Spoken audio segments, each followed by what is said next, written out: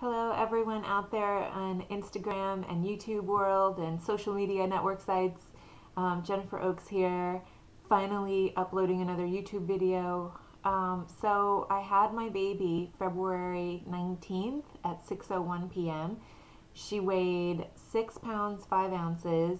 She was 19.25 inches long, and her name is Ariana Jasmine, and I love her. She's a sweetheart. Where is she right now? She's actually napping in her bassinet, which is a miracle because I've been doing the bed sharing, attachment parenting, and we've been trying to move her into the bassinet, and we finally kind of sort of, well, I've been putting her there to nap for the past couple of days, and it's actually worked. She's actually stayed there, and I didn't think she would, and it's a long story, and parenting is, it's challenging, extremely so, but at the same time there's so much joy. And if you are planning or want to be a mom someday, oh my goodness, you're gonna love it. You're gonna love it.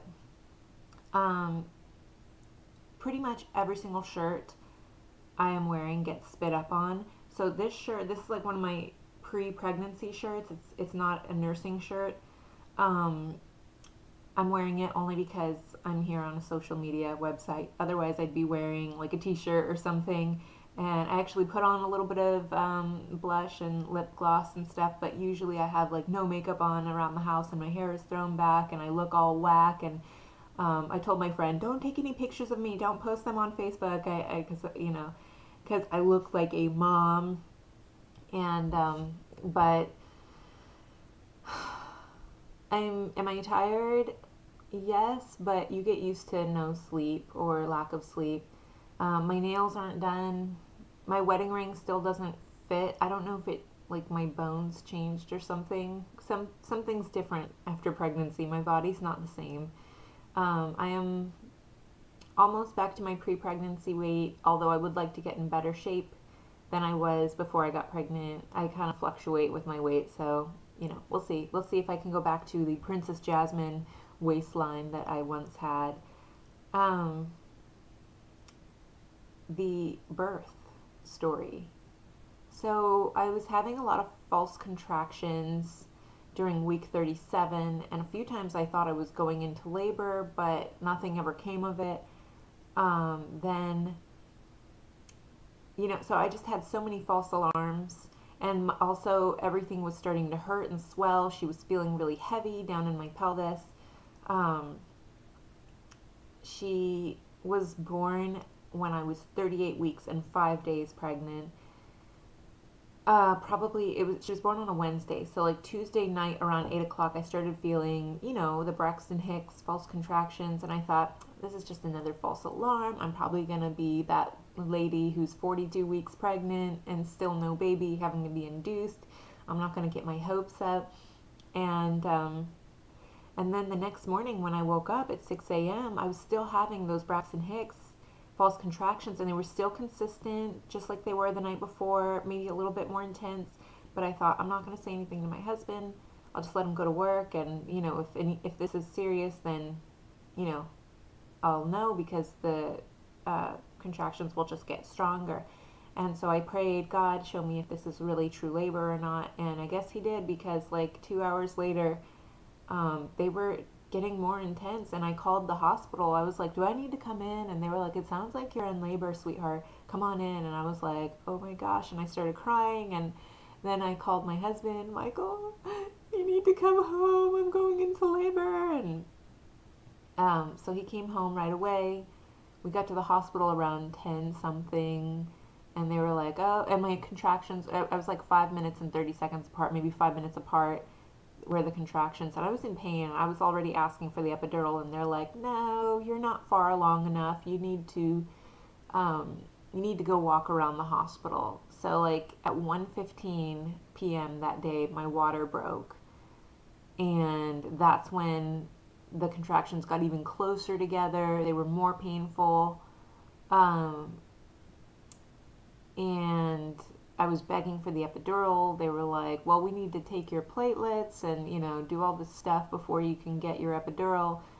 I was like, no, So I'm going through pain, and how to describe it? It's like you're wearing a corset and somebody is tightening that corset so tight on you, and then you're also feeling pain down there. I won't get too graphic, but that's pretty intense.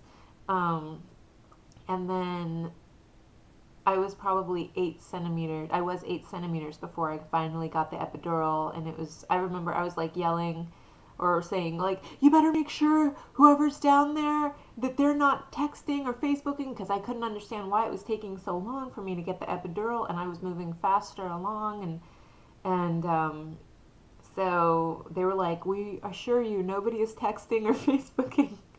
I don't know. So anyway, they said that I was starting to become expressive. I was reaching the expressive stage before finally I got the epidural. And then after I got the epidural, everything was wonderful, and I was able to have, I had her in like 5 pushes, because I went, I like, so at 1:15 my water broke. I was at 8 centimeters like around 5 o'clock, and then at 6:01 she was born. So I don't know, it just all happened so fast, and it was a it was a positive birth experience, and I was just happy to be home. I stayed in the hospital for 2 nights, but I would have been happy with just one night. I did not like staying 2 nights. I wanted to get home to my own bed, to my own house, and um, so it's just been a roller coaster. I've had help from my parents and from my in-laws, and I'm extremely thankful, and from friends who have brought food and gifts, and I'm just overwhelmed and thankful, and I can't wait to pass on some of these baby clothes. She's already grown out of some of them. I'm breastfeeding. I am not doing cloth diapers. I thought I would once upon a time, but they're a lot of work. It's already a lot of work just breastfeeding. So, because that's like 24/7. It's like every 2 to 3 hours. Um, but she's healthy and growing, and I'm very thankful to the Lord. And um, yeah, oh, and how about this? Simple Skincare Products sent me a bunch of products, and I want to say thank you to Simple Skincare. That was a huge, huge surprise, and I loved it. I was told by my doctor not to use alpha hydroxy acids like salicylic acid on my oily skin while I was pregnant. So while I was pregnant, I was using the foaming gel cleanser by Simple. Let me see if you can see it. Can you see it? I don't know, my camera's not very good. I have a better camera. I just need to learn how to work it and set it up. But this foaming cleanser, it's rich and mild. That's what it says, and it truly is. Yeah, it's got chamomile and geranium. It's really gentle on the skin. So I told Simple about how wonderful their stuff was, and they sent me a few other gifts. So I can't wait to tell you about some of those products on a future YouTube update. Another one of my favorite skincare products that I just finally used today after 3 weeks of kind of neglecting myself, with the exception of, cleansing and moisturizing. One of my favorite masks is the Intensive C Radiance Peel by Murad. It like lightens any uneven pigment in the skin, and I really like that. It kind of gives me a more even skin appearance, definitely a nice glow, and kind of takes away any dullness. So I did that today. So I feel really refreshed, rejuvenated, very good, because I was feeling pretty whack after having the baby. I was looking a hot mess. So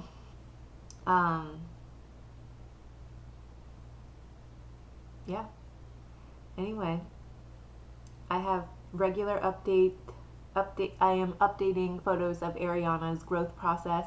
So if you like pictures of babies, or you want to see Ariana Jasmine and how she's growing, just go to my Instagram account at Oak Princess, and you can see her photos as she grows and develops, and I'll do a little spiel about what's going on with her in my little photos, and she's just she's a blessing, and I hope everyone is doing well. I'm trying to think what else I can say on here. Oh, yes, that I want to make more YouTube videos. that I've had some requests for the Princess Jasmine makeup, like how I used to do my makeup when I was a Disney princess. So I would like to show you how I did my makeup. Of course, the protocols at Disney could have changed. It's pretty much, I just tried to make myself look more Arabic than I already do. I have a unibrow. You can't, I pluck and wax, so they're not perfectly even, but otherwise I would have a unibrow. My daughter did not get a unibrow. I am shocked, because usually if somebody has a unibrow, one of the parents, usually that kid ends up with a unibrow. Like, there's no hope for that kid but to have a unibrow. So my friend Rachel, the Snow White, she's all, don't worry, there's still hope that she can have a unibrow, because, yeah, it's a long story, but so we'll see. I thought Ariana and I would share the furry brow thing. But anyway, I think I'm gonna go check on Ariana. She was napping in the bassinet, so I'm in the other room, and I just want to check on her. Paranoid mom here. But anyways, thanks for watching, and I hope everyone is having a great day. Bye.